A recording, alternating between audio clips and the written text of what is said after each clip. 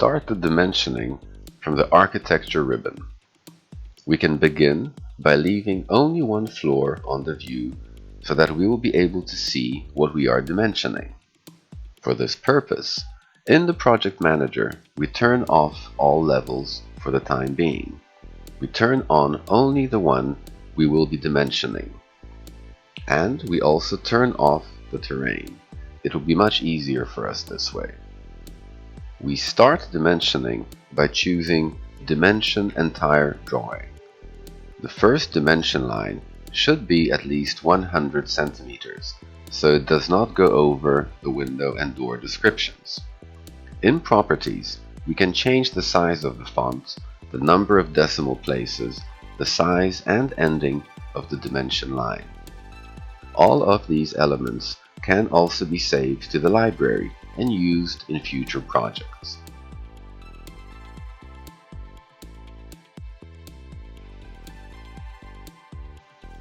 If you click on OK, dimensions will be inserted.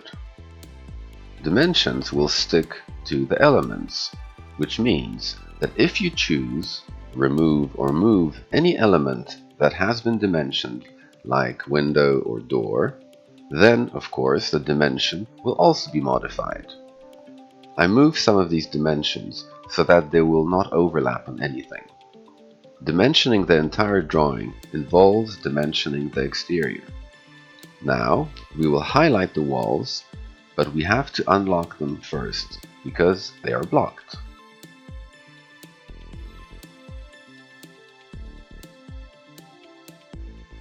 We will highlight the wall and choose Dimension of Selected Object. And now the program will find for us all possible doors, windows, and walls reaching this very wall. I can turn off the snap points and choose those elements that I do not want. If I do not want some external dimension or axis, for example, I can deselect Direct from the dialog box, and those that overlap, because the program does not know whether I want to show it outside or inside, I can highlight them that they will not be dimensioned. Then we enter the dimension. The modification of the font size means selecting the whole dimension, and then we can change the font size from the edit window.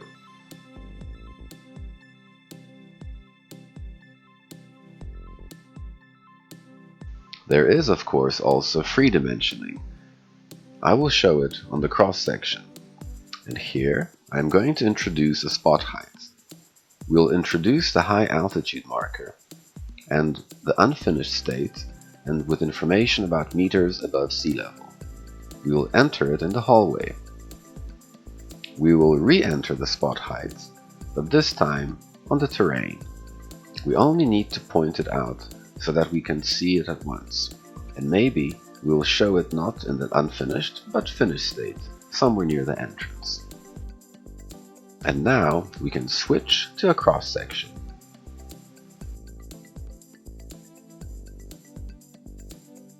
And enter the dimensioning here. We will also start with a spot height. It will be shown with altitude above sea level.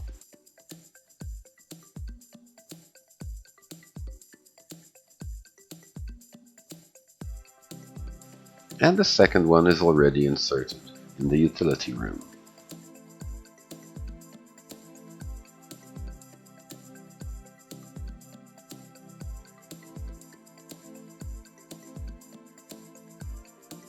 And next ones, but now maybe without the height of meters above sea level.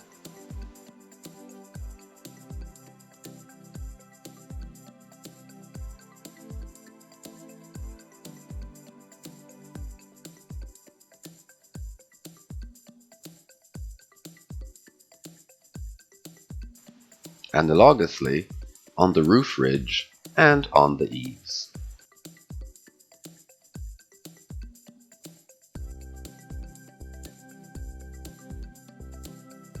When it comes to dimensions, we dimension here with free dimensioning, so we show the next points to be dimensioned.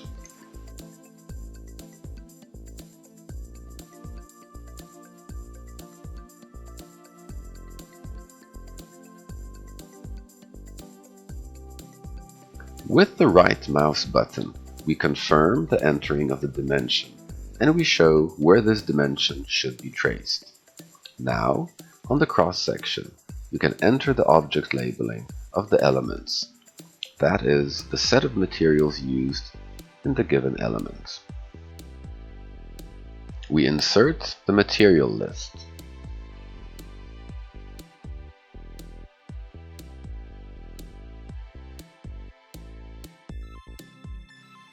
We move it so it doesn't cover the door too much.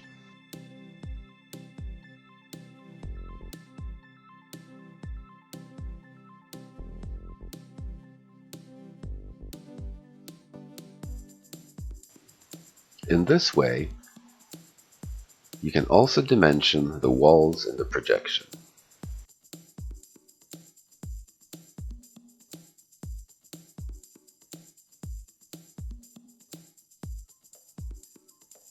This is how we dimension and describe projections and cross-sections in the ArCADia architecture module.